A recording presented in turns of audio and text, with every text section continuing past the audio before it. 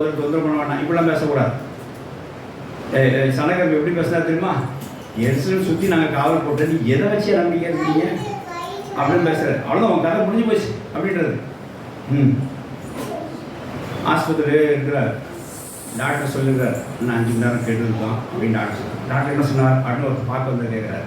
நான் 5 மணி நேரம் தான் அப்படின்னு. அப்படியா, எங்கள் அப்பாவுக்கு அப்படி ஆச்சு அப்படின்ற டாக்டர். அது 3 மணி நேரம் சொன்னான், நான் 10 நிமிஷம் போயிட்டேன். இவன் 5 மணி நேரம் சொன்னால் ஒரு 2 மணி நேரமாக தேவை நினச்சிருப்பான். எங்கள் அப்பாவுக்கு தான் நான் 3 மணி நேரம் சொன்னாங்க, 5 நிமிஷம் போயிட்டேன். என்னத்தோ நான் 10 நிமிஷம் இவனும் போயிடணும்.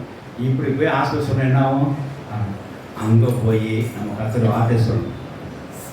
ஜீவன் தேவனுடைய, ஹல்லேலூயா ஹல்லேலூயா. அந்த ஜீவன் தேவனுடைய. அவர் எப்போ வேணாலும் எடுத்துக்கலாம், எப்போ வேணாலும் பூமியிலே அவர் சாட்சியாக வைக்கலாம். நீ ஜீவன் பூமியில் இருக்க ஜெபம் பண்ணுங்க. ஒரு வேளை